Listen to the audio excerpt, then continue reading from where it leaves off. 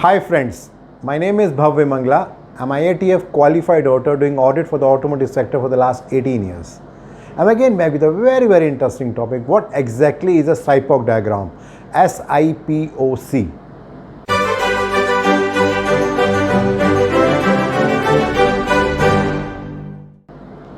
Well, if you look into our day-to-day life, we are doing something related to SIPOC. So for example, there is a function in our marriage.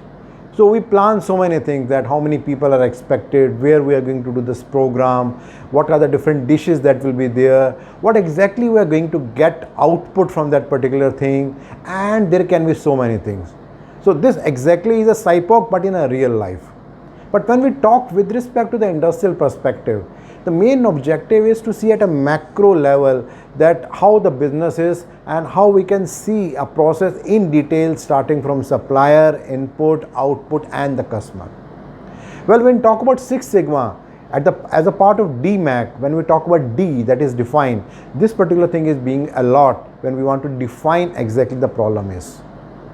To talk a little bit more about it, in this particular video I am going to talk about that why SIPOC is required, then whether SIPOC has any linkage with ISO 9000 and IATF, that whether there is any requirement from the standard to make a SIPOC, then what are the different steps, and we will talk about one example, and then what are the benefits and challenges that industry is facing with respect to that. So let's first talk about that whether there are any standard clauses which are linking with ISO 9000 and IATF 16949. So if you go through the standard, there are many clauses like clause number 4.1, 2, 4.4, then 8.2 with respect to the customer inputs, and another clause 8.4 with respect to the supplier, which is talking a lot about the SIPOC and related things about that. Then the second important thing is that whether there is a requirement from any of the standard to make a SIPOC, the easy answer is no, there is no requirement. But if you look into the standard, this is one of the very easy and effective way to demonstrate a complete process, which makes it very easy for anyone to understand and take some action with respect to that. Now moving further, step number 3, that what exactly are the meaning of each word: supplier, input, output, process and the customer. Now one very important tip here is that rather than starting from S, that is supplier, it is always better to start from P, that is process. Let's understand the process, then talk about the output, then the customer, then input and then the supplier. Then it makes the thing a little bit simpler. So let's start with first P, that is a process. So when we talk about process, primarily it is the different steps that we need to follow for anything that we are doing. Now it may connect the input with output of the process, and primarily the intent is to see the top 4 or 5 key steps in any process. For example, let's take an example, there is any customer complaint. Now there will be certain steps with respect to that we receive the complaint, then we do some correction, then we do root cause analysis, then corrective action, then verification and the closure. So these are the different steps which can be there with respect to a process. Now point number 2 is output. What is the output of a process? So when we talk about output, primarily it is an output which is coming out from that particular process. So in this, both input and output can be anything which may be resulting in this particular output, and they should be broad in nature, not very micro level. For example, engineering drawing is a key output of a new product development process, or maybe for a purchasing process, purchase order is the key output of that particular process. Now coming to point number 3, customer. So when we talk about customer, it can be internal or external, and it is a person who is getting benefited from any of the process output. So for example, in case of a customer complaint, the output or the customer will be the external customer who faced the problem, or maybe when we talk about internal customer, when somebody is requesting for a new position to HR, so at that time the customer can be that particular department, it could be production or quality. Now coming about point number 4, that is inputs. Now inputs can be resources, materials, equipment, maybe any data which needs to complete a process and to produce the output. So for example, when we are making a drawing, some of the key inputs can come from customer in the form of customer specification, technical specifications, standards, and there could be many more things. Similarly, for an interview, some of the key input could be JD, job descriptions, and the other competence required. Those all things can be a part of input.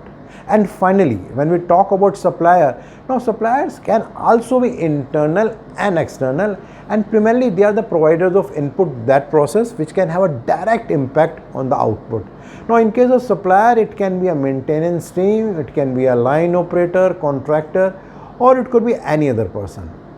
So now let's take one example with respect to the customer complaint, and in that customer complaint, let's be a little bit more specific. We'll talk about a warranty rejection, and let's understand how we can make a SIPOC with respect to that. So as I said earlier, let's start first with the process. So when we talk about process, it will start from the complaint received and it will end at the problem has been resolved. So what can be the different key process steps? It can be problem confirmation, then the containment action, root cause, then corrective action plan, and then verification of the closure. Then talking about output. Now some of the key output can be the containment plan. It can be that we verified the internal material that is with us and we did some segregation and rework. Then output could be the closed corrective action, or maybe any change in the product and process, could be FMEA, control plan, or any other document. Now next, when we talk about customer, now again, customer in this case can be internal or external. So internal customer can be maybe the sales manager who is there, and external could be the affected customer or maybe the customer service. Those are some of the possible customers in this particular case. Talking about some of the inputs in this case. So inputs can be the problem report which we received from the customer. It can be the manufacturing quality records to just analyze that what went wrong on that particular day. It can also be the supplier quality record, because there may be some material which is coming from the supplier which may have resulted in this particular problem. And last, when we talk about supplier, so primarily we are talking about internal or external supplier. So it could be the regional sales manager, maybe customer service, it could be the manufacturing plant or the distribution plant. So primarily what we did is that we mapped the entire process of customer complaints with respect to the warranty, and by just looking into one particular diagram, it's very easy to understand everything and we can take all possible actions which we can take. Talking about some of the key benefits that organization can have if they effectively make a SIPOC. So first is that it is very easy to understand. Second, it's a very good tool for doing any internal and external audit. Then it brings a lot of transparency across the organization, and then it helps all the stakeholders to overview any project or any process. And then lastly, and the most important thing is, it makes life easy for any of the newcomer to understand any process. Talking about some of the key challenges with respect to the SIPOC, the first and the foremost is whether it is a cross-functional team approach by which it is being made, or one person sitting on a computer making the SIPOC for entire organization. That's a key challenge. Then the second point is that whenever we are making a SIPOC, are we reviewing it at a certain frequency? So many changes may be happening in the organization. Is it all getting reflected from time to time in the SIPOC or not? Generally it is not being observed. And third and the most important, what exactly is the role of top management in ensuring that SIPOC is effectively implemented and organizations are getting benefited from it? So if I do a summary, I talked about what exactly a SIPOC is, how it is linked with ISO 9000 and IATF, whether it is required by any other standard, then how to make a SIPOC, and then we discussed about one example, and then in the last we talk about what are the key benefits organization can take about it and what are the key challenges with respect to that. My next video will be with respect to OEE, overall equipment effectiveness. Regularly I am getting a lot of feedback and they are helping you to understand your expectation. So please do continue that. And in case you want to understand about this particular video a little bit in more detail, you'll find a link below. If you click that, you'll find a blog there. And there you will find this particular information in much more detail. And in case you're liking these kind of videos and blogs, you can always share with your friends and colleagues, and you can subscribe to my YouTube channel and my website bhavyamangla.com. Thank you.